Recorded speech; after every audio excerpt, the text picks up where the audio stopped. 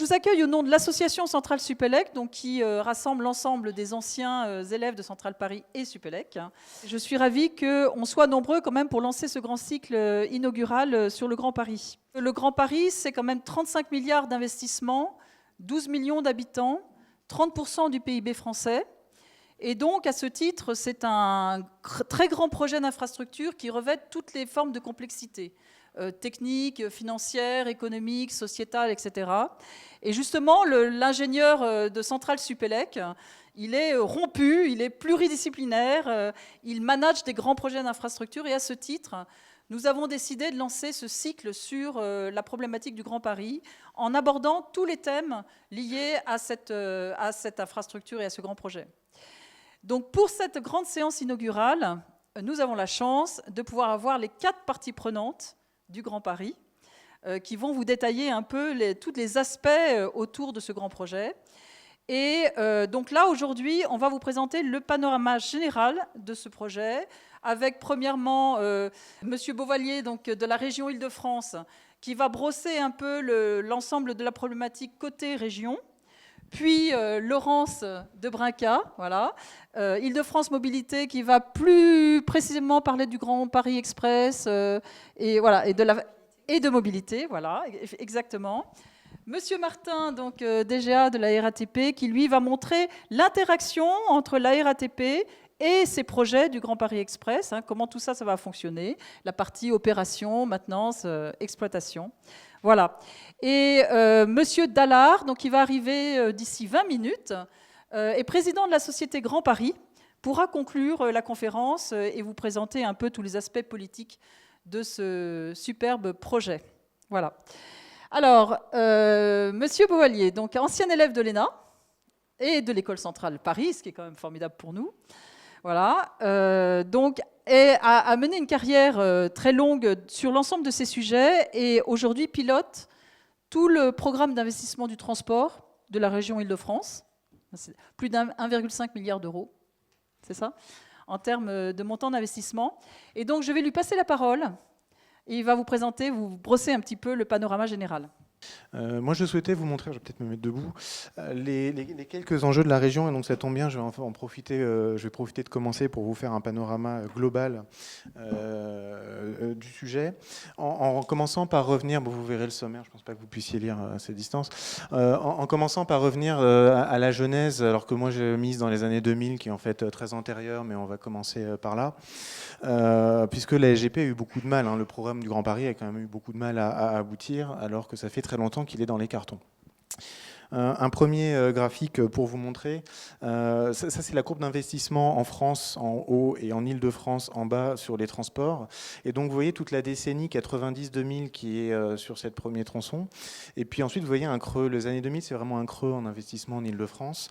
Vous avez vu le grand programme RER dans les années 60-70. Ensuite vous avez 2 programmes phares, la ligne 14 et la ligne E du RER qui ont été décidés dans les années 80 et qui ont été mis en place dans les années 90. Et puis ensuite il y avait un relatif manque, un relatif trou. Donc les projets s'empilaient en études, mais ne démarraient pas en travaux. Alors comme vous pouvez le voir sur cette courbe qui s'arrête en 2015, ça a tout de même repris. Mais il y avait vraiment urgence à remettre sur la table un certain nombre de projets qui ne débouchaient pas. Alors l'ambition de la région Île-de-France, c'est ça, c'est le SDRIF. Alors, je vous ai mis un schéma un peu synthétique. C'est un grand schéma d'ensemble qui couvre toute la région, les dispositions d'aménagement, les dispositions de transport et bien d'autres que je ne vous décris pas car ça me prendrait toute la soirée. Mais en tout cas, vous voyez tous les traits qui sont dessinés là sont des jonctions prévues, des jonctions nouvelles prévues en Île-de-France. Donc une forte ambition. Pour autant, comme vous pouvez le voir sur ce graphique que vous voyez de loin, l'organisation est complexe en Île-de-France. Ça se voit ici, c'est compliqué. Donc vous avez tout un tas de parties prenantes, vous avez plusieurs financeurs, donc la région, les départements, les autres collectivités qui perçoivent de la fiscalité. Vous avez les employeurs qui contribuent beaucoup au système de transport francilien. Vous avez les usagers, évidemment, qui payent leurs billets.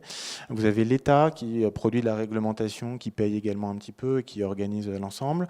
Et puis vous avez ce qui s'appelait le STIF, qui est désormais Île-de-France Mobilité. Laurence en parlera plus longuement tout à l'heure, qui organise les choses en Île-de-France. Et puis vous avez tous les opérateurs derrière. Donc à l'époque, la SGP n'existait pas. Et donc vous aviez Réseau Ferré de France, la SNCF, Optile et la RATP notamment, qui étaient donc les grands opérateurs. Les flux, je ne vous les détaille pas, mais enfin, en tout cas, il y avait toute une gouvernance assez complexe. Voilà, et donc également en termes de réglementation, ce joli schéma qui vise aussi à vous montrer que c'est complexe en termes de planification. Donc le SDRIF que je vous ai montré, c'est censé être le schéma central en Ile-de-France. Vous avez tout un tas d'autres schémas, donc le PDUIF dont Laurence va également vous parler, les schémas air, climat, énergie, vous avez des déclinaisons avec les plans d'urbanisme, vous avez tout un tas de planification. Et donc il faut que tout ça se parle, il faut que tout ça corresponde, et donc c'est compliqué. Donc quand vous voulez mettre là-dedans un projet à 30 milliards d'euros, que vous voulez que ça aille vite, eh ben, c'est pas gagné. Juste pour terminer sur cette rapide rétrospective, j'ai figuré le point où on est aujourd'hui. C'est en haut à droite. Juste pour vous dire en termes d'investissement annuel où il fallait arriver et d'où on partait. Voilà, il y avait un vrai sujet massif de financement et donc la SGP est aussi venue répondre à ça. Ce graphique-là, alors c'est le même que tout à l'heure avec Île-de-France Mobilité en plus. Donc tout en bas, vous retrouvez un petit peu la courbe que je vous ai montrée tout à l'heure avec la hausse depuis les années 2000 d'investissement porté par l'État, la région et les collectivités. En bleu, vous avez Île-de-France Mobilité qui contribue aussi à l'investissement, alors un peu différemment, il contribue à l'entretien-maintenance des réseaux. C'est pas lui qui, le bleu là, le bleu foncé, c'est pas les nouveaux réseaux, c'est entretien-maintenance, amélioration des réseaux existants. Ça peut être typiquement l'automatisation de la ligne 1, les renouvellements des matériels, enfin un certain nombre de politiques. Comme vous voyez, c'est ça qui prend l'écrasante majorité des financements aujourd'hui en Île-de-France. Et puis en rose, tout en haut, vous avez la SGP. La SGP, donc ce graphique s'arrête en 2017. Aujourd'hui, c'est plus de 3 milliards de dépenses annuelles pour financer le programme qui est en cours, à comparer, comme vous pouvez le voir, à l'ordre de grandeur des autres investissements qui sont plutôt au milliard, milliard 5.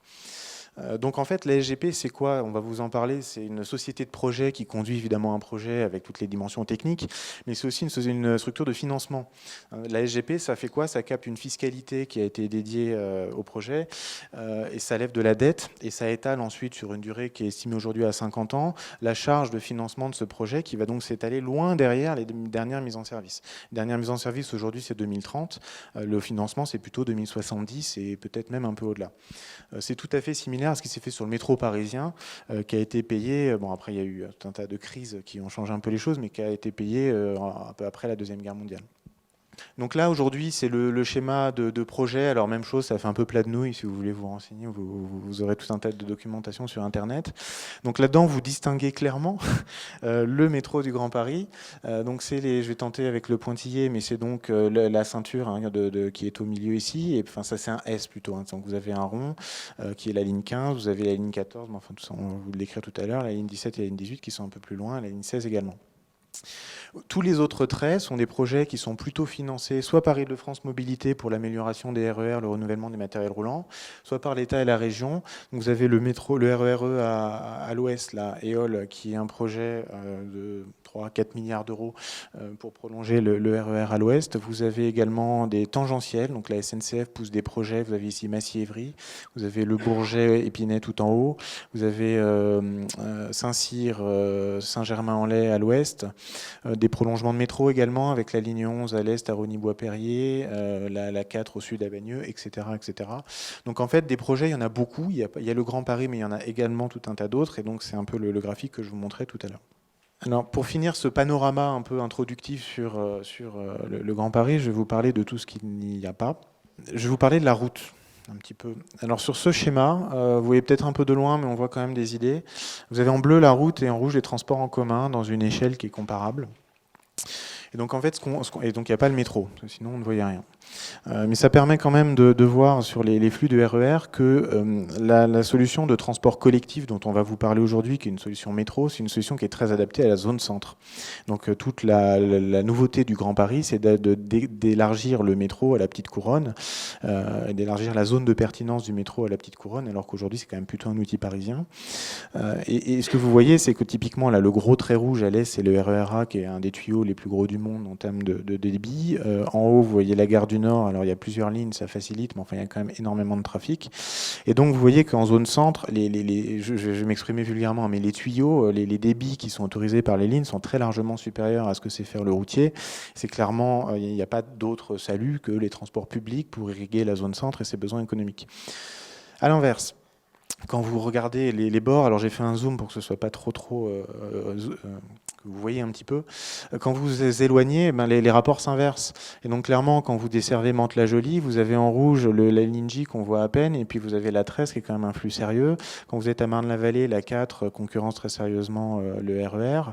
Et puis vous voyez tout un tas surtout de capillaires, hein. C'est-à-dire que tous les réseaux, toutes les liaisons micro, elles sont en fait assurées par la voiture en grande couronne aujourd'hui. Et donc la voiture utilise encore beaucoup de trajets, mais je crois que là aussi, Laurence va nous donner un certain nombre de chiffres plus précis. Et donc tout le propos, c'est de dire qu'il faut adapter les réponses au territoire. Donc ce que fait la région, c'est certes financer des transports en commun, mais pas que. C'est aussi apporter des réponses qui peuvent être des réponses routières, notamment en territoire un peu plus éloigné. Ça, c'est l'évolution de la population en Île-de-France. Alors à gauche, vous avez 2006-2011, et puis à droite, vous avez 2011-2016. C'est juste pour vous montrer que en densité, aujourd'hui, c'est Paris et la Petite Couronne qui accueillent le plus de monde et le plus d'activités. En revanche, en dynamisme, en évolution, c'est totalement régional comme phénomène. Et les plus gros pôles de dynamique sont même plutôt en grande couronne.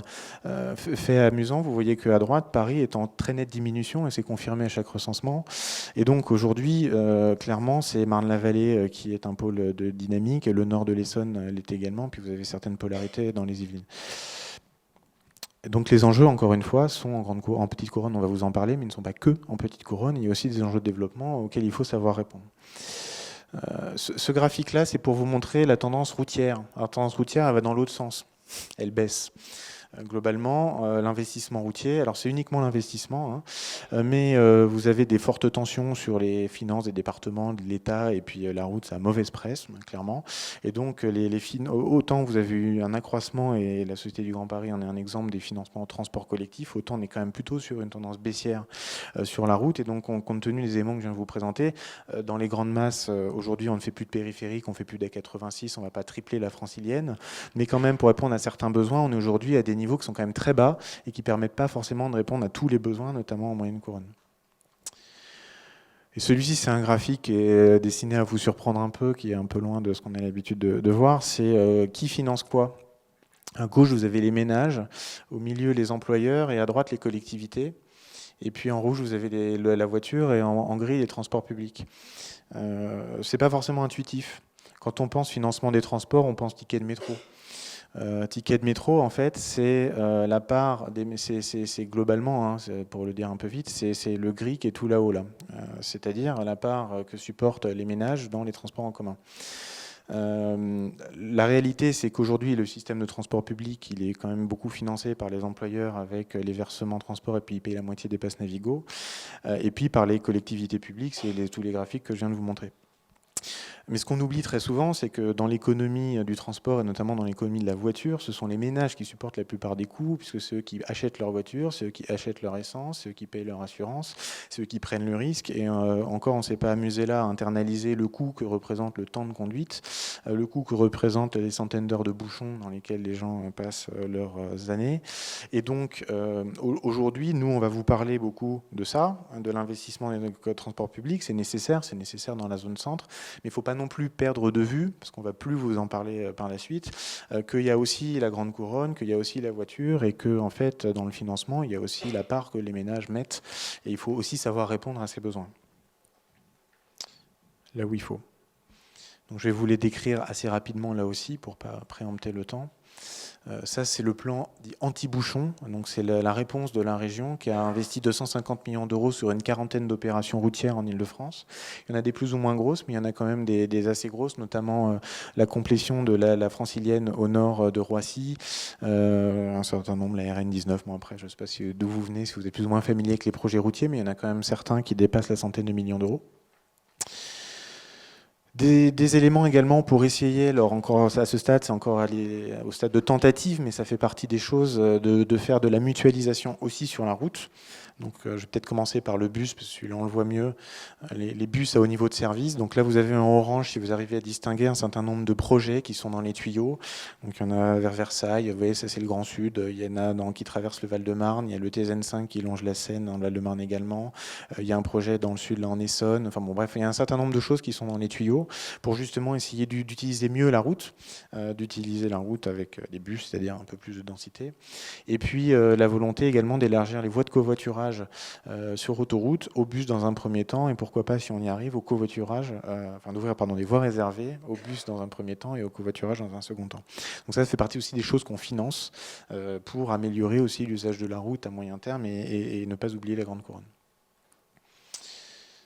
Si je poursuis rapidement l'action pour le vélo, alors on n'est pas à l'échelle en termes de flux de déplacement, pour autant l'agrégation de tous les flux vélos finit quand même par faire des choses. Donc nous finançons, là on a le chiffre de 672 km de pistes cyclables, et puis surtout on travaille avec les communes pour qu'elles réfléchissent à leurs aménagements cyclables. Donc chaque commune a son plan cyclable. Ça fait partie des choses qui sont soutenues par la région, qui sont cofinancées par la région justement pour avancer.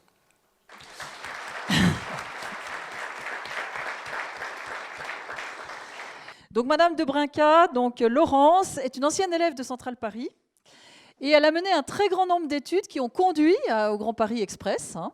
Et aujourd'hui, Laurence donc, est directrice prospective et études d'Île-de-France Mobilité, donc acteur important sur le Grand Paris Express. Et elle va vous expliquer plus en détail donc, ce projet.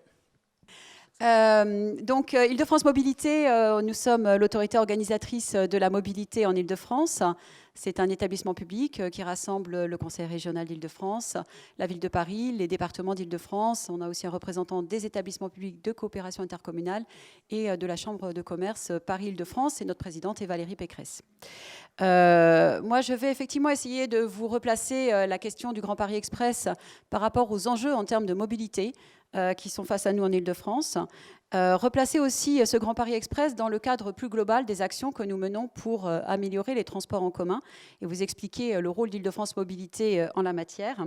Et puis finalement terminer par un petit aperçu des impacts. Alors quelques enseignements sur la mobilité. Donc on réalise d'ailleurs encore actuellement une enquête sur la mobilité auprès des Franciliens. Donc c'est des interviews. Si vous avez la chance d'être tiré au sort pour l'enquête globale transport, je vous en supplie, répondez. On a besoin de vos réponses. La probabilité est assez faible en réalité. Alors, on fait, en moyenne, un Francilien fait 3,8 déplacements par jour, passe 1h30 à se déplacer, c'est quand même assez énorme, et parcourt 18 km. Donc, effectivement, vous le voyez, on a un enjeu qui est très clair, qui est quand même ce budget temps. Et donc, pour beaucoup, nos politiques de mobilité vont toujours essayer de faire gagner du temps. Alors en pratique, on s'aperçoit que finalement, quand on fait gagner du temps, souvent, les Franciliens le réinvestissent pour aller plus loin. Donc on n'a pas forcément gagné grand-chose en termes de temps. Mais enfin bon, on essaye quand même de le faire. Alors évidemment, ceux qui se déplacent le plus, c'est les Parisiens, mais ils font le moins de kilomètres. Les habitants de Grande Couronne se déplacent un peu moins en nombre de déplacements, mais font plus de kilomètres. Mais globalement, le budget temps d'1h30, il est constant où que l'on réside. Deuxième élément, pour savoir aussi quelle politique de transport il faut mettre en œuvre, évidemment, il faut savoir pourquoi les gens se déplacent. Alors, pourquoi les gens se déplacent ? Vous avez ici cette répartition en motifs de déplacement, suivant trois manières de voir les choses, suivant qu'on parle en nombre de déplacements, en durée de déplacement ou en distance parcourue. En nombre de déplacements, vous le voyez, la part vert clair, le domicile-travail, c'est seulement 17%. Hein, donc, alors, le métro boulot dodo, c'est vrai, mais pas pour tout le monde manifestement. Et vous avez donc beaucoup de motifs de déplacement qui sont finalement faits pour des affaires personnelles, des achats, des loisirs, parce qu'on est quand même aussi dans une société de loisirs. Mais ça, j'ai envie de dire, c'est la vision du sociologue, en fait. C'est les activités qu'on mène. Alors que la vision qui va nous intéresser, nous, que ce soit nos opérateurs, gestionnaires d'infrastructures ou Île-de-France Mobilité, c'est effectivement l'utilisation des réseaux. Et là, quand on regarde en durée de déplacement, donc le temps qu'on passe dans ces réseaux, et en distance, vous voyez que la part du domicile-travail, toujours le vert clair, devient évidemment beaucoup plus important. Si on y ajoute aussi tous les autres déplacements qui ont une extrémité au travail, plus les déplacements domicile-études, c'est ce qu'on appelle les motifs obligés, hein, parce qu'on n'a pas trop le choix. Normalement, il faut aller travailler et avant, il faut étudier pour être en capacité de travailler. Vous le voyez, ça fait en fait ce qui utilise nos réseaux, c'est ça qui nous utilise le plus nos réseaux. Et évidemment, ces déplacements, ils sont très importants parce qu'ils se passent, pour la plupart d'entre eux, aux heures de pointe et ils sont donc dimensionnants.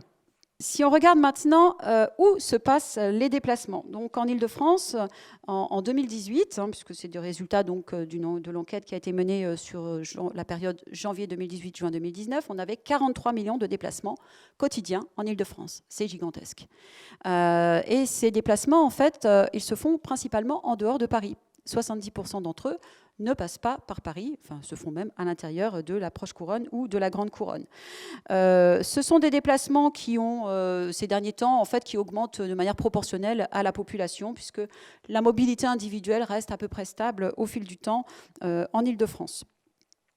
Alors, ces déplacements, contrairement à ce que pourraient faire croire globalement toutes ces flèches, en fait, il y en a qui sont longs, mais il y en a qui sont courts. Et même, en fait, la majorité sont courts. Les 2 tiers d'entre eux font moins de 3 km.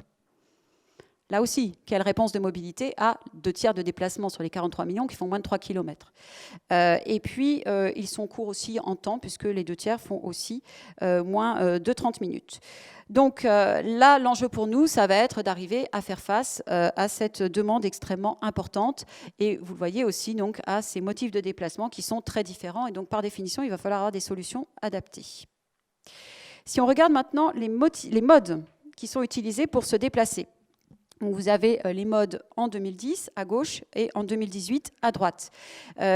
Aujourd'hui, alors qu'est-ce qui se passe? Si on regarde ce qui est en bas, en bleu marine, ce sont les transports en commun. Donc on a 9,4 millions de déplacements chaque jour en transports en commun. Donc là aussi, ça fait quand même un sacré paquet de déplacements. Et ce sont des déplacements qui sont en forte croissance. On a eu une augmentation de 14% entre 2010 et 2018. Donc si vous avez l'impression qu'il y a plus de monde quand vous prenez le métro aujourd'hui qu'il y a 10 ans, en fait, vous avez raison. Vous allez me dire, il n'y a pas besoin de faire une enquête pour ça. Enfin, quand même, maintenant, du coup, on est capable de le chiffrer et de l'expliquer aussi. Le vélo, alors le vélo, malheureusement, il est encore un peu petit. Je vais le montrer, il est là. Donc il est encore un peu petit, sa part modale reste nettement améliorable, mais il a quand même augmenté de 30%. Mais on pense que là, l'enquête est un peu sous-estimée, même par rapport à la photographie, si on la faisait aujourd'hui. La marche, curieusement, et ça je pense que si je vous avais demandé quel est le mode principalement utilisé par les Franciliens, vous m'auriez dit sans doute peut-être la voiture, mais certainement pas la marche. Et bien en fait, c'est le premier mode, pas en distance évidemment, mais en nombre de déplacements. Les 2 roues motorisées restent quand même assez marginaux. Et la voiture, ce sont donc ce qui est en orange. On est passé de 15,5 millions en 2010 à 14,8 en 2018. Et là, effectivement, donc, on a une première baisse des nombres de déplacements en voiture. Alors, c'est invivable. C'est pas que. Ce qui est intéressant, c'est de regarder justement cette comparaison évolution de la voiture, évolution des transports en commun sur longue période. Donc en fait, je suis remontée à la première enquête dont on dispose, qui date de 1976. Avant, on ne sait pas trop ce qui se passait. Cela dit, vous le voyez, la courbe d'évolution de la voiture, elle a vraiment changé de paradigme récemment.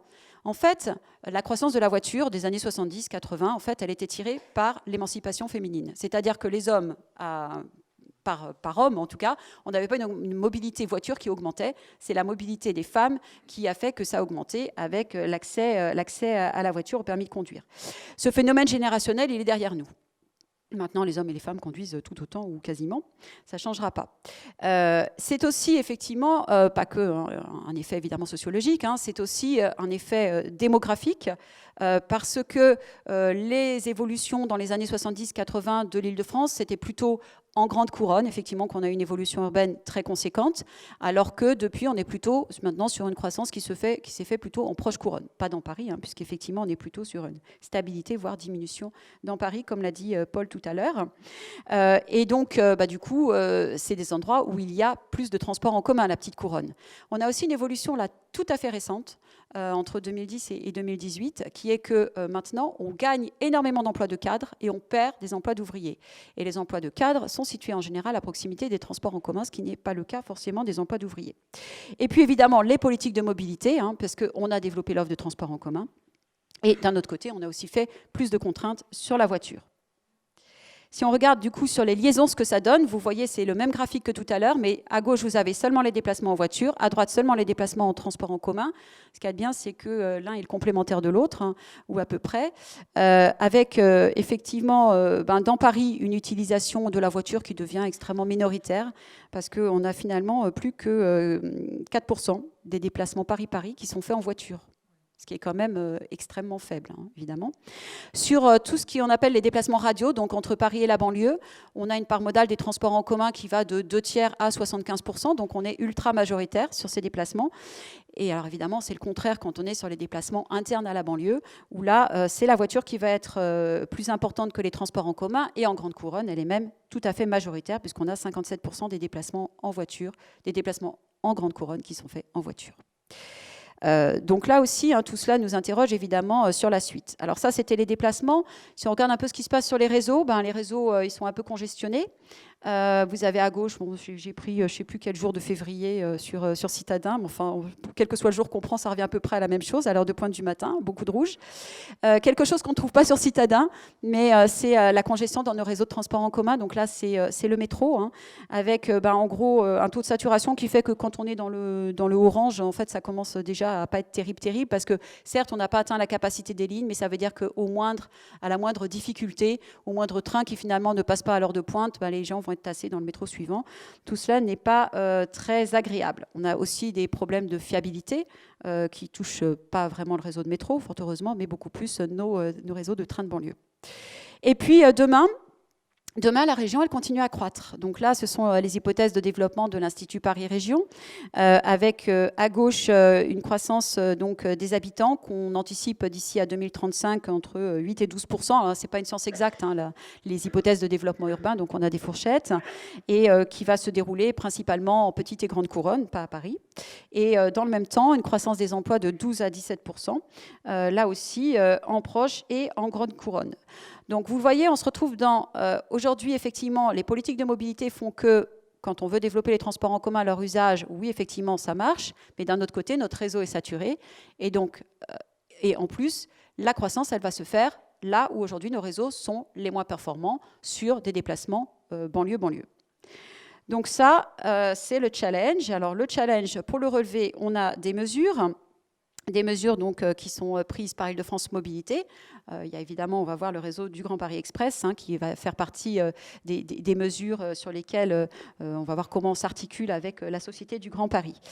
Je ne vais pas forcément donc détailler longtemps, mais j'avais commencé par... en fait, c'est la même carte que vous a montré Paul, mais lui, c'était en version géographique, ce qui faisait qu'on arrivait à se repérer.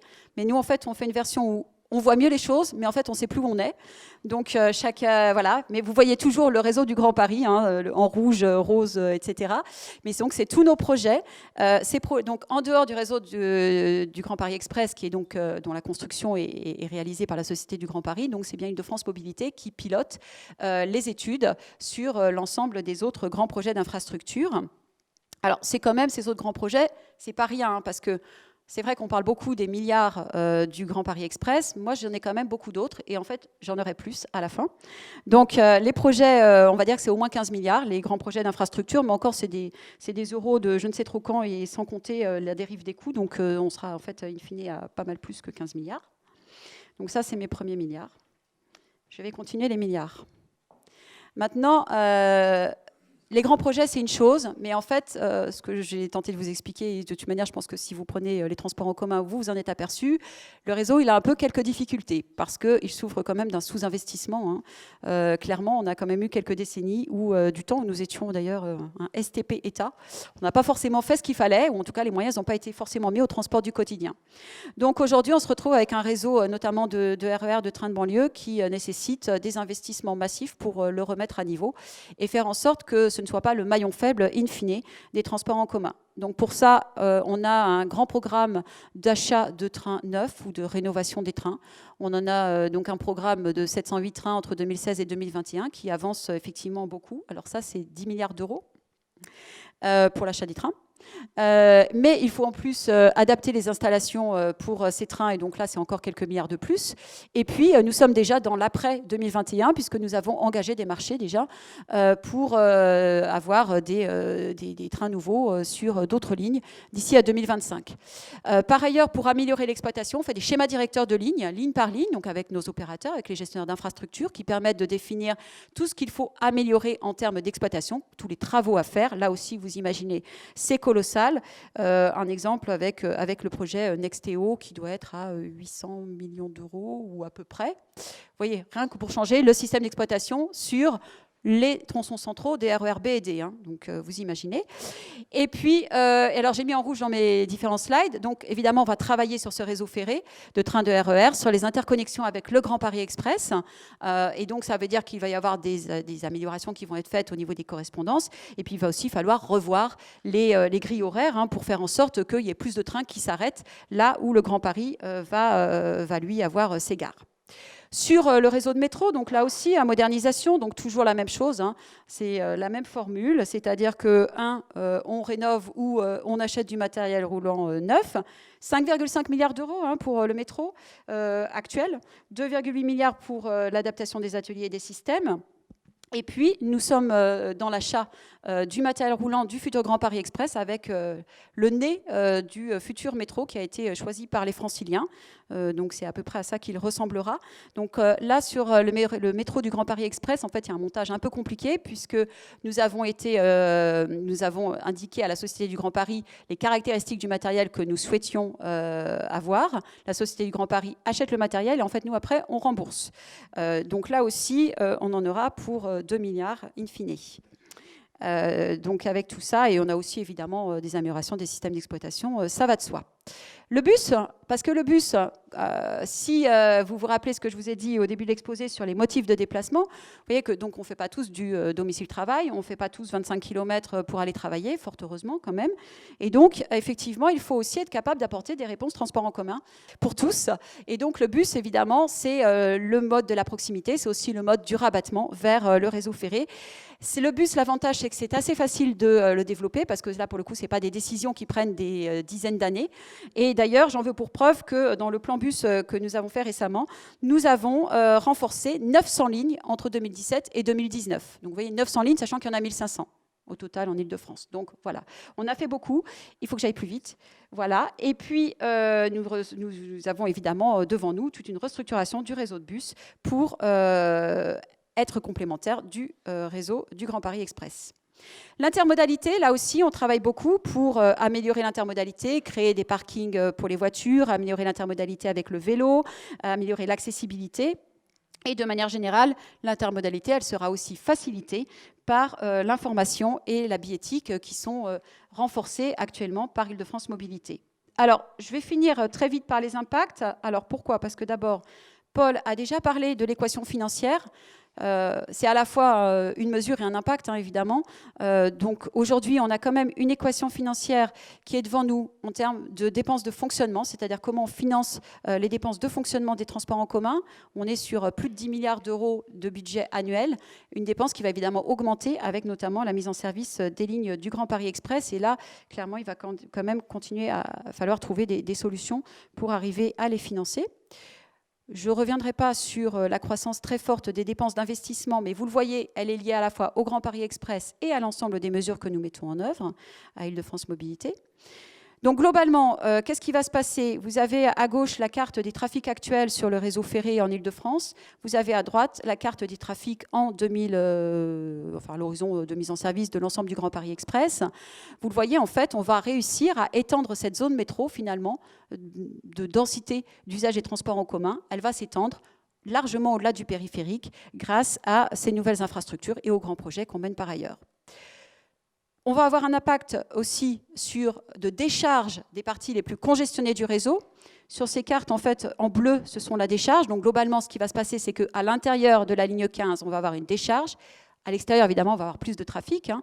Mais du coup, comme les parties congestionnées sont à l'intérieur de la ligne 15, on va quand même arriver à résoudre une grande partie de nos problèmes de surcharge.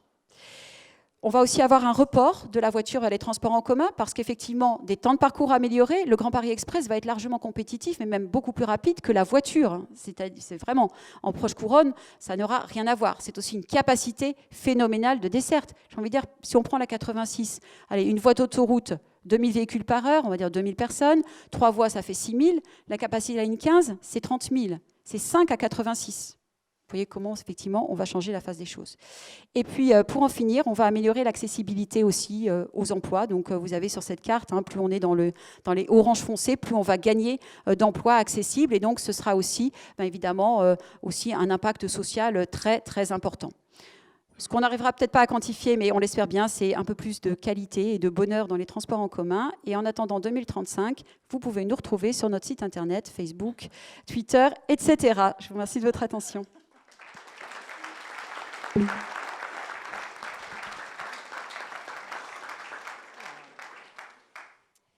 Bien, alors donc, M. Dallard nous a rejoints, très à l'heure, tout à fait au bon moment. Alors, après concertation entre la RATP et le Grand Paris, nous allons passer la parole donc, à M. Dallard, donc, et je vais le présenter donc, avant de lui passer la parole.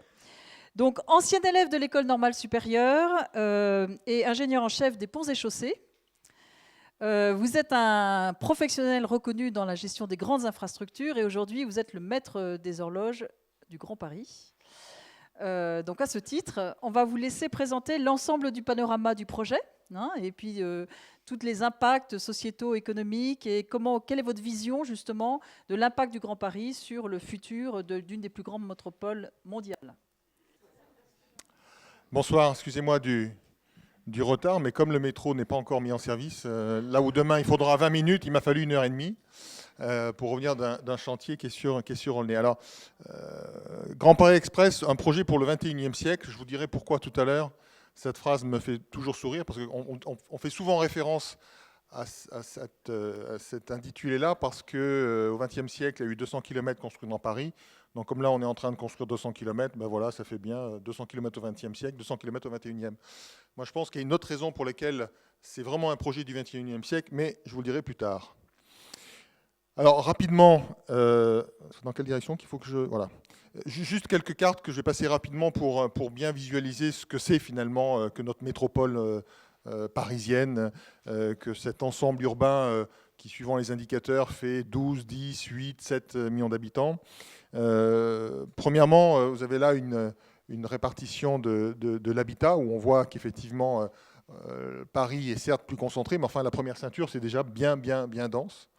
Une caractéristique territoriale qu'il ne faut pas perdre de vue, que lorsqu'on regarde les emplois, en revanche, c'est quand même assez différent, que la concentration des emplois se fait en grande partie à l'intérieur du périphérique, mais pas que, et que là aussi, ça déborde sur une première ceinture à proximité de la ville de Paris, que les inégalités socio-économiques, elles sont faciles à cartographier, vous n'allez pas découvrir grand-chose, mais entre l'ouest et le sud-ouest d'un côté, et le nord et le nord-est de l'autre, il y a quand même des différences en matière de pouvoir d'achat, en catégories socio-économiques, et que c'est aussi un des enjeux de la politique publique d'essayer de répondre à ces répartitions hétérogènes dans le territoire. Et donc, quand on essaye d'identifier les enjeux du Grand Paris Express, la représentation graphique ne veut surtout pas mettre de priorité pour des raisons assez évidentes, mais on voit bien qu'elles sont de nature quand même assez différentes. Il y a un enjeu évidemment de déplacement, je pense que vous en avez déjà bien parlé en début de séance, je n'y reviens pas. Donc de création d'un système de transport qui permettra à la fois de réduire la congestion dans le domaine autoroutier, dans le domaine routier, mais aussi dans le domaine transport. L'un des enjeux du Grand Paris Express, en évitant, comme ça a été dit juste quand je suis arrivé, à ce qu'un certain nombre de déplacements de banlieue à banlieue ne viennent plus saturer le réseau intramuros de Paris, il ne sera pas pour rien dans l'efficacité du projet. Mais c'est également être capable de répondre à d'autres enjeux, des enjeux aussi variés que la question du logement, puisque être en mesure de pouvoir offrir aux habitants de cette métropole des nouveaux territoires, mais qui ne soient pas à 1 heure et demie en voiture du centre-ville, du centre de Paris, c'est un des enjeux. C'est être capable de rééquilibrer certains territoires, on y reviendra plus en détail tout à l'heure. Et puis c'est aussi un sujet qu'il ne faut pas perdre de vue. Moi j'ai été assez surpris quand je suis arrivé il y a 2 ans à la présidence du directoire, lorsque j'ai eu 2 auditions à la fois au Sénat et à l'Assemblée nationale, au sein des commissions du développement durable, c'est qu'il y a encore une rengaine qui revient assez souvent, qui est revenue il n'y a pas longtemps, parce que j'étais à la commission des finances il y a 3 semaines, et qui peut se résumer de la manière suivante. Mais Monsieur Dallard, est-ce que vous croyez qu'on a les moyens de faire ce projet? Est-ce que vous pensez que ce projet n'est pas un peu trop gros pour nous?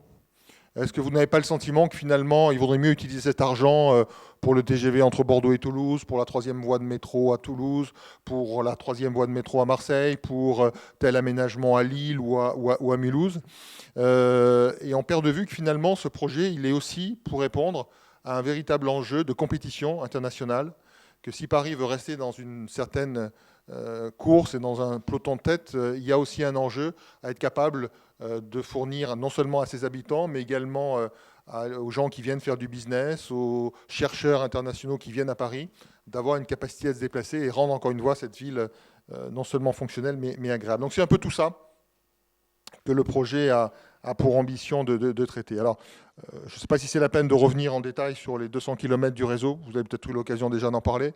Alors, ce qui est dommage, c'est qu'à force de faire cette diapositive, on ne voit plus que Paris est vraiment tout petit au milieu de tout ça. Et que finalement, le projet, c'est effectivement un métro pour la banlieue. Mais ce qui, je crois, est le plus caractéristique dans la dynamique que génère ce projet d'infrastructure, c'est que ce qu'on appelle encore aujourd'hui la banlieue, demain, ça ne sera plus la banlieue. Ça sera, alors, sans rentrer dans les débats que vous pouvez entendre aujourd'hui dans le cadre des élections municipales, est-ce que c'est le 21e, 22e, 23e arrondissement de Paris? En tout cas, ce qui est clair, c'est que ça nous amène tout droit vers la consécration d'une multipolarité de la métropole. Et c'est autour de cette polarité multiple qu'il faut effectivement penser l'évolution urbaine. Alors, deux diapos qui montrent une première réalité, c'est que ce réseau, il n'arrive pas au milieu de rien. Et que l'une des fonctionnalités premières, ça va être quand même de mailler pour à peu près 80-90% des gares les pénétrantes entre elles. Alors les pénétrantes, ça peut être des bouts de métro, c'est le prolongement de la 8, c'est la 12, c'est la 13, c'est la 9, mais c'est aussi les RER A, B, C, D, puis les Transiliens, et donc être capable d'assurer cette interconnexion entre chacune des lignes.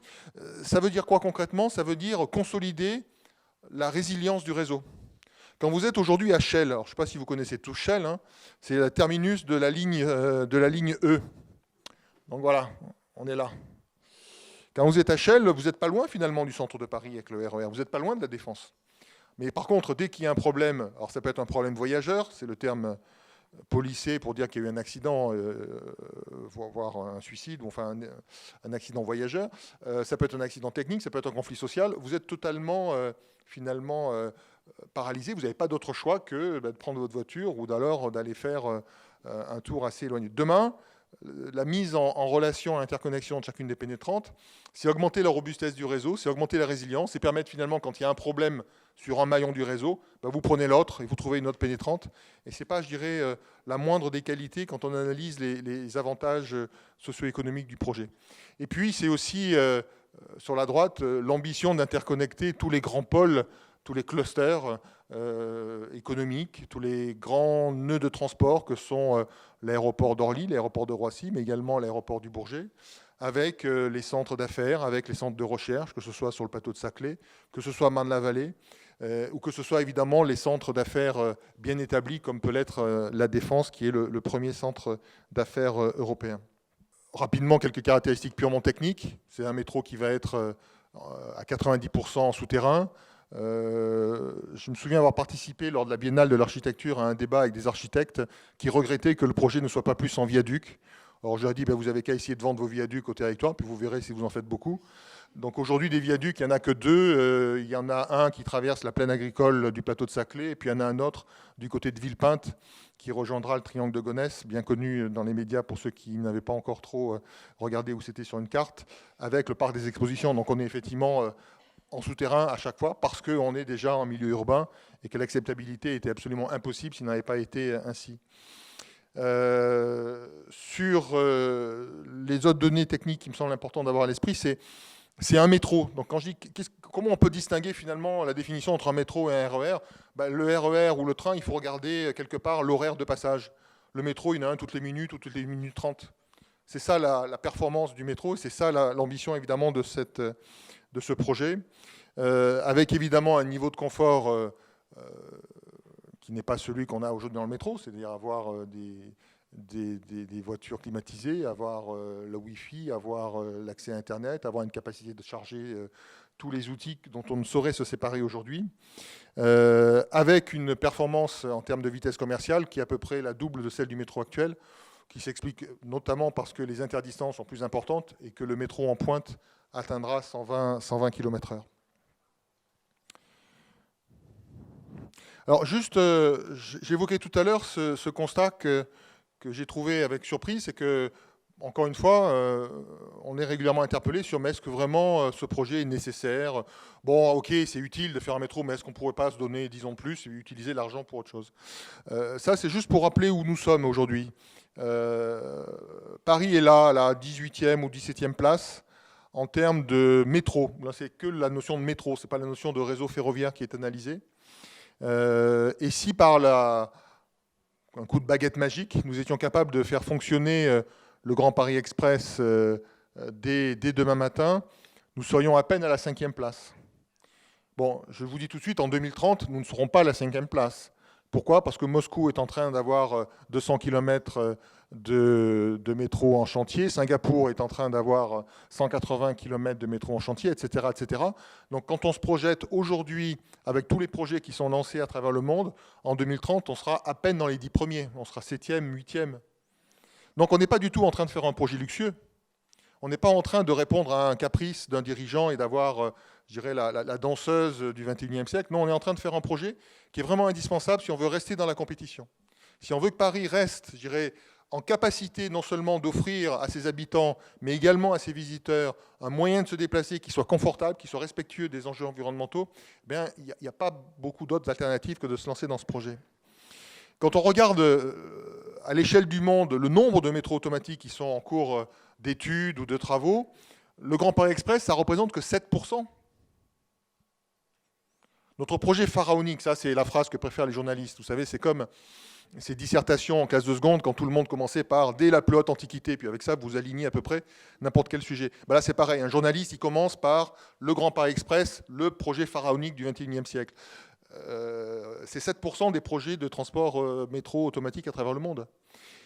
Et on n'est pas les derniers à savoir les faire, parce que quand vous regardez les entreprises qui sont aujourd'hui leaders dans ce domaine-là, vous avez Thales, vous avez Alstom, alors suivant la catégorie matériel roulant ou signalisation automatique, puis vous avez des entreprises qui sont quand même, si elles ne sont pas françaises, sont très proches de nous, c'est Siemens, c'est Bombardier, et donc on a une capacité à pouvoir répondre à ce challenge économique. Et donc c'est aussi un enjeu pour nos entreprises et notre savoir-faire que de pouvoir être présent sur notre territoire à travers des ambitions de cette nature. Je vais faire un parallèle. Aujourd'hui, le leader européen qui était il n'y a pas très longtemps le leader mondial dans les tunneliers s'appelle Ereknecht. Air Doctor Martin Ereknecht, entreprise située à quelques encablures de Strasbourg, de l'autre côté du Rhin. Entreprise allemande, mais je dirais presque entreprise européenne, puisque un tiers de ses effectifs sont des cadres et des ouvriers français. Pas simplement qui traversent le Rhin tous les jours, mais qui pour certains d'entre eux, viennent d'une entreprise française qui était au Creusot, qui était à son époque également un des référents dans ce domaine-là. Cette entreprise fabrique 70-80 tunneliers par an. La fabrication des tunneliers n'a jamais été un facteur limitant pour le Grand Paris Express. Ce qui a été un facteur limitant, c'est les hommes et les femmes pour les faire tourner, les équipages. Mais industriellement, on avait des fournisseurs. Eh bien, il y a depuis 10 ans une entreprise qui n'existait pas, qui aujourd'hui en fabrique 210 par an. Elle s'appelle Craig, elle est en Chine, et elle s'est construite sur son développement interne. Donc, je dirais, il faut aussi avoir à l'esprit cet enjeu de l'outil industriel européen qui sous-tend la réalisation du Grand Paris Express. Et ce que je trouve finalement choquant, c'est pas qu'on ait l'ambition de faire un projet pharaonique, c'est que ce soit le seul projet européen de cette ampleur. Alors que les caractéristiques et les fondamentaux, tant d'un point de vue urbain que d'un point de vue de transport, ne sont pas si extraordinaires que ça et sont typiquement des enjeux du XXIe siècle. Alors je vous fais un rapide rappel des étapes précédentes. Projet lancé et porté par le président Nicolas Sarkozy il y a 10 ans, en 2010, confirmé en 2013 par la majorité socialiste à l'époque de la présidence de François Hollande, et reconfirmé par Emmanuel Macron et Édouard Philippe fin 2017, début 2018. Donc je veux dire, ce projet aujourd'hui, il est ancré, il a eu, je dirais, toutes les couleurs de l'arc-en-ciel qui sont venues à son chevet pour dire, après un temps d'observation et de réflexion, confirmer son bien fondé. Et donc avec un enjeu qui est la mise en service en 2030. Alors évidemment, tout le monde trouve que c'est loin de 2030.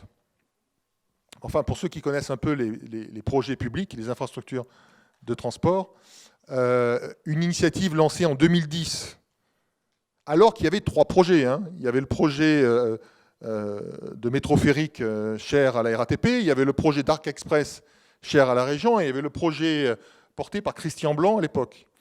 En à peine 2 ans, ce projet a convergé en une seule opération, c'est le Grand Paris Express. Nous sommes en 2011. Et en décembre 2014, nous avons les premiers décrets d'utilité publique. Et en 2017, nous avons les derniers décrets d'utilité publique. Donc ça veut dire qu'en 6 ans, ce projet est passé du stade de concept à un projet qui existe juridiquement, c'est la déclaration d'utilité publique. Et entre 2017 et 2030, soit 13 ans, avoir l'ambition de réaliser ces 200 km, je pense qu'aucune des entreprises, aucun des hommes et des femmes qui sont engagés dans ce projet ne vont chômer. Donc on est quand même dans une dynamique assez exemplaire. Je pourrais malheureusement vous parler jusqu'à tard dans la nuit de projets qui ont mis 30, 40, 50, 60 ans. Ils étaient bien moins grands que ça pour pouvoir... mais je suis sûr que ça passionnerait. Il y a plein d'anecdotes.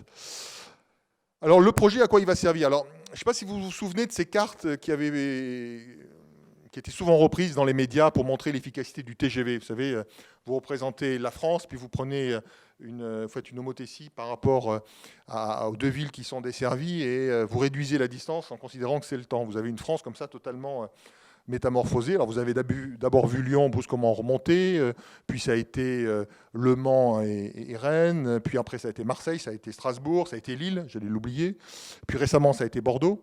Alors on a essayé de faire pareil. Alors pour un réseau c'est plus compliqué, donc ce que l'on fait c'est plutôt en prenant des points, des gares. Là vous avez Clichy-Montfermeil. Donc là on a représenté à partir d'un point où est-ce qu'on va en 45 minutes, avant, après. Bon, la carte parle d'elle-même, mais ce qui est intéressant, ce n'est pas simplement de montrer l'impact territorial, c'est aussi de mettre des objets derrière. Des objets, ça peut être des établissements de santé, ça peut être des établissements de formation, ça peut être des équipements culturels, ça peut être des emplois. Ben, vous prenez un jeune qui aujourd'hui habite à Clichy-Montfermeil, en 45 minutes, aujourd'hui, il a accès à 300 000 emplois, 320 000 emplois. Demain, avec le Grand Paris Express, il aura accès à 3,5 millions d'emplois. Donc on peut prendre comme ça chacun des indicateurs et regarder comment ça va se passer avant et après.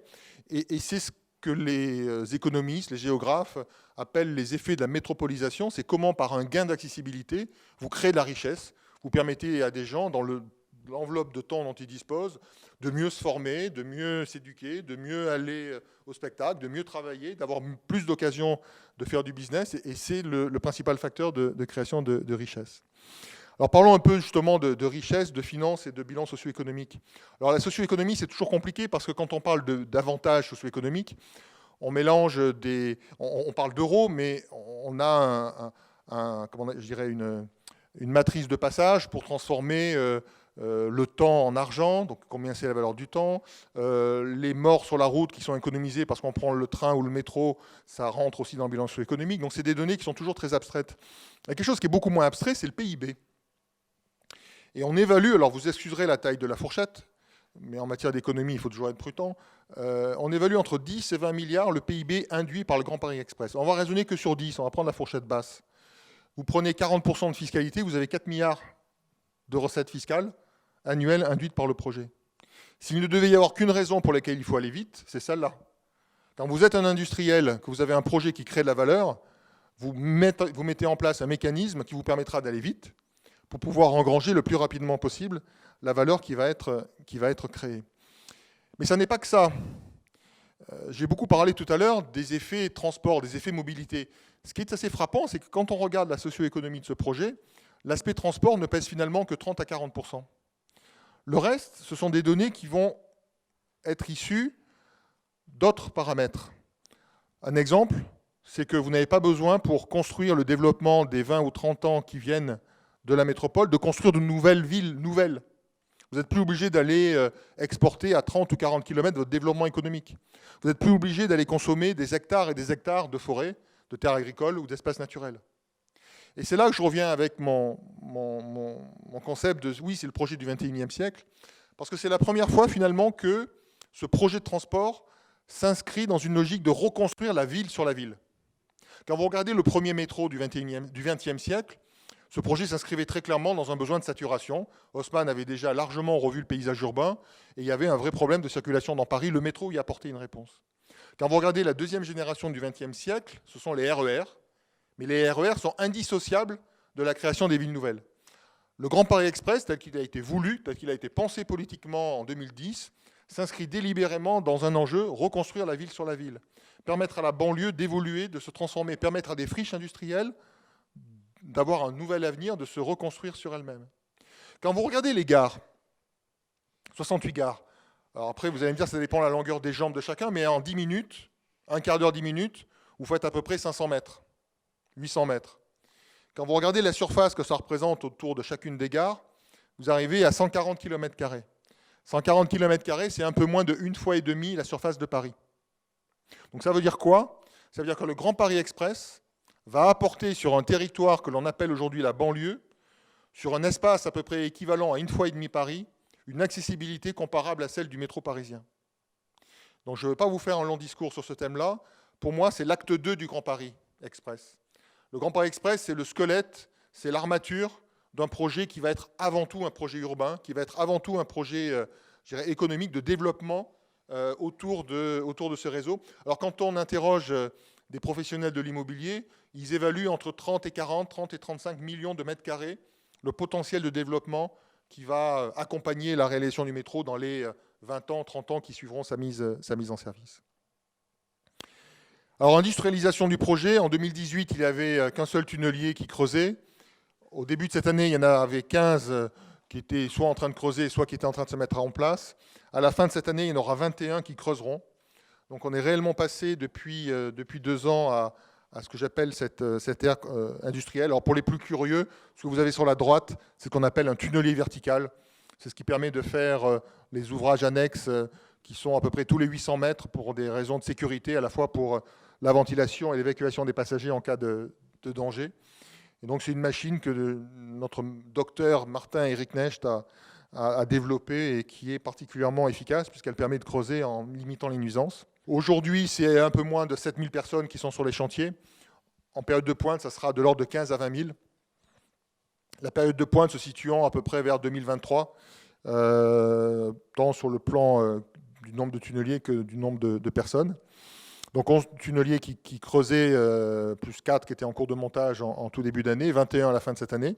Donc on aura doublé par rapport à ce qui est en cours. Et ça, vous avez une cartographie. Alors, vous pouvez le trouver sur le site internet, mais ce n'est pas en temps réel. C'est par rapport à vos maisons éventuelles pour vérifier si le tunnelier est sous vos pieds. Comme de toute façon, vous ne le sentirez pas passer.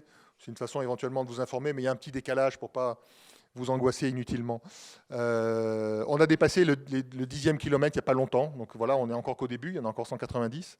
Voilà, et puis alors, bon, puisqu'on est dans une assemblée d'anciens d'une école tout à fait prestigieuse et compétente, il se trouve que nous embauchons. Voilà. Nous étions moins de 100 personnes début 2018. Nous sommes passés à presque 450, 420, 430 en fin d'année dernière. Nous visons 750 à la fin de l'année 2020 et un millier, 1000, 1100 à peu près en 2021. 2021-2022 étant à peu près le palier ou le plateau en termes de recrutement de la société, qui a effectivement la responsabilité d'assurer la maîtrise d'ouvrage du Grand Paris Express, la maintenance et la gestion de l'infrastructure après sa mise en service étant par la loi confiée à la RATP, et l'exploitation sera confiée par Île-de-France Mobilité à l'issue de 3 appels d'offres à un certain nombre d'exploitants. Ça peut être le même qui gagne les 3, ça peut être 3 exploitants différents, mais enfin, l'aventure continuera sous cette forme-là. Voilà, je vous remercie, puis évidemment, s'il y a des questions, je suis à votre disposition.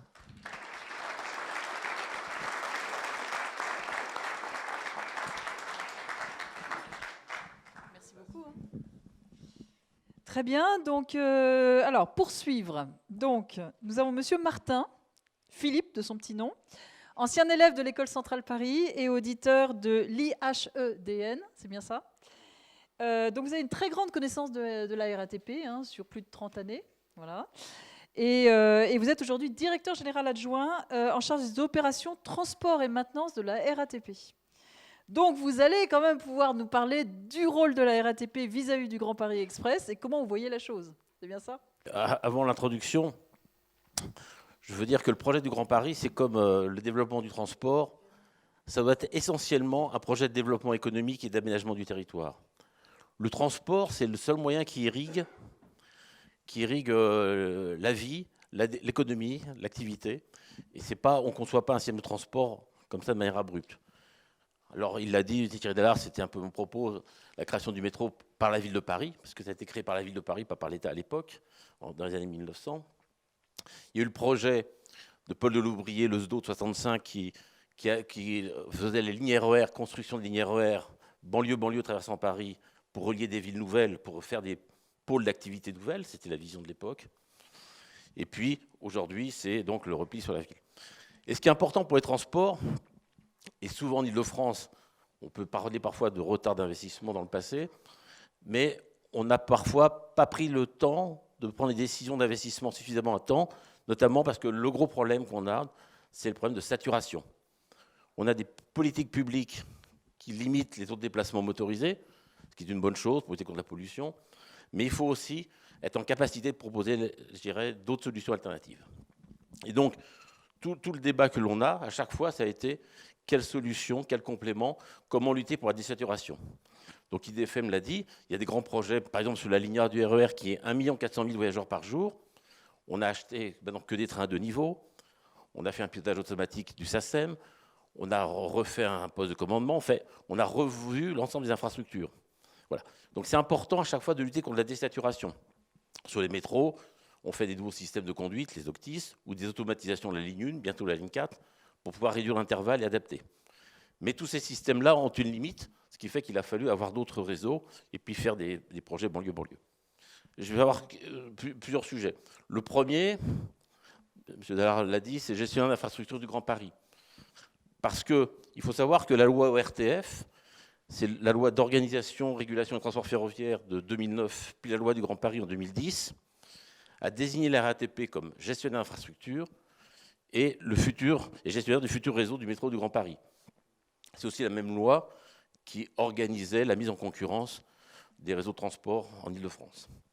Ce qui fait qu'RATP Infrastructure, qui est le gestionnaire aujourd'hui, il assure les missions de gestionnaire d'infrastructure du réseau et la gestion technique du réseau du Grand Paris. Donc le département va devenir responsable de l'aménagement, de l'entretien, du renouvellement de l'infrastructure et garantir dans la durée le maintien des conditions opérationnelles de sécurité, d'interopérabilité et de contrôle du service public. Alors ce choix du législateur, en fait, il a traduit une volonté d'assurer un niveau de sécurité optimal tout au long de la vie et de ne pas mettre la maintenance d'infrastructures qui nécessitent des politiques de très long terme dans le champ concurrentiel. Et mettre par contre les opérateurs dans le champ concurrentiel. Ce qui fait qu'après réception par la maîtrise d'ouvrage, donc les lignes, les ouvrages d'installation seront confiés à la RATP qui va en assurer la gestion technique. Voilà. La loi LOM récemment a précisé la responsabilité gros œuvres, du clos, du couvert des gares. Alors, ça c'est la loi. Quelles sont les conséquences pour la RATP? Parce que la RATP va avoir deux rôles qu'on doit distinguer. Le rôle de gestionnaire d'infrastructure du réseau existant, mais du réseau du Grand Paris, et le fait que la RATP va être opérateur du Grand Paris à terme. Donc ça, on a repensé notre gouvernance, ce qui fait qu'aujourd'hui, pour avoir une étanchéité totale entre les deux activités, on a créé un nouveau département RATP Infrastructure qui a sa propre ingénierie, qui a sa propre comptabilité, une séparation comptable complète par rapport au reste de l'EPIC. Et puis on a mis en place un système qui va viser à garantir la confidentialité totale des données vis-à-vis des tiers qui seront consultés, je dirais, pour les appels d'offres à venir. Donc on a des codes de bonne conduite. Et puis RATP Infrastructure, avec la loi LOM, va devenir l'interlocuteur de l'autorité de régulation des transports, l'ART, qui sera pour l'ensemble des questions relatives donc, à la régulation du gestionnaire d'infrastructure. Donc voilà le rôle du gestionnaire d'infrastructure, ce qui fait qu'on est en train de créer une business unit de gestionnaire d'infrastructure qui est complètement indépendante. C'est un peu le parallèle, même si ce n'est pas tout à fait organisé, de SNCF Réseau dans le cas de la SNCF.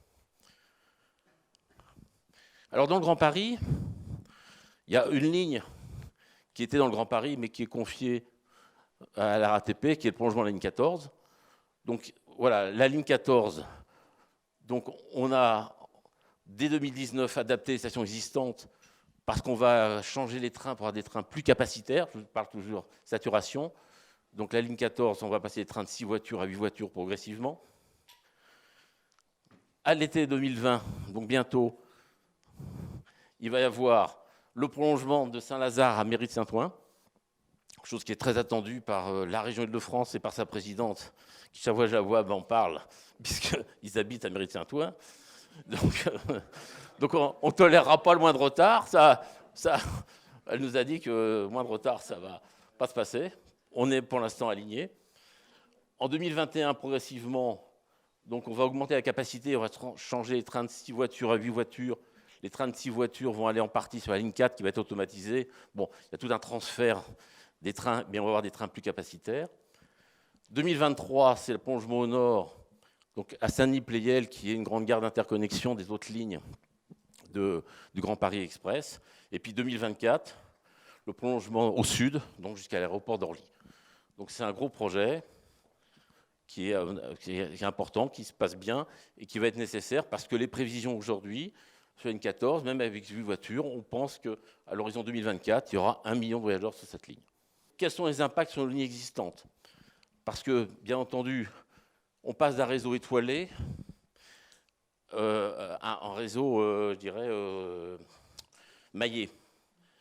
Ce qui fait qu'il y a à la fois, ça permet des alternatives à nos voyageurs, donc de ne plus passer par les zones centrales, les Châtelet-Léal, tous les centres qui sont sursaturés, avec des systèmes rapides, donc il peut être concurrentiel, plutôt de passer par la ligne Grand Paris, notamment quand la 15 ira à la Défense, le sud ira là-bas.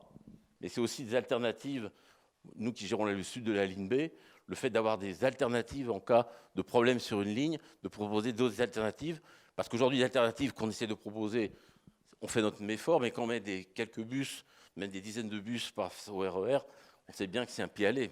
Et donc là, on aura, au niveau du service, quelque chose d'important. Alors, quelques exemples. Alors, la 14 va décharger la 13 de 25%. Ce que l'on ne sait pas, c'est les trafics. Aujourd'hui, comme la 13 est saturée, est-ce qu'il y a du trafic de réserve qui reviendra? On constate qu'aujourd'hui, les trafics augmentent en zone centrale de 1,5 à 2% par an, ce qui fait que même quand on baisse de 25%, si on ne fait rien par ailleurs, dans 12 ans, on sera revenu au taux de charge équivalent. On a aussi la ligne 9 au centre, qui va perdre 10 à 20%, et la ligne 7 aussi, avec la 14, aura des décharges supérieures à 20%. Voilà. Donc pour nous, c'est des choses très importantes, parce que c'est l'obsession. Et alors quand on fait des saturations, aussi, on a un gros travail avec IDFM, qui est que souvent on pense augmenter les trains, augmenter les flux, mais il faut aussi après adapter les stations. Et on jalouse un peu le Grand Paris d'avoir des gares nouvelles qui vont être grandes et tout, alors qu'on a un réseau de métro conçu dans les années 1900, dans lequel on essaie de mettre les trafics, et on voit qu'on a des véritables enjeux sur le dimensionnement et gestion des flux. C'est un véritable défi. Alors pour le RER, je vous l'ai dit, donc on a aussi, donc, vous voyez, les décharges, c'est les verts plus foncés. Donc on a en général les grosses décharges de trafic, c'est entre les gares d'interconnexion.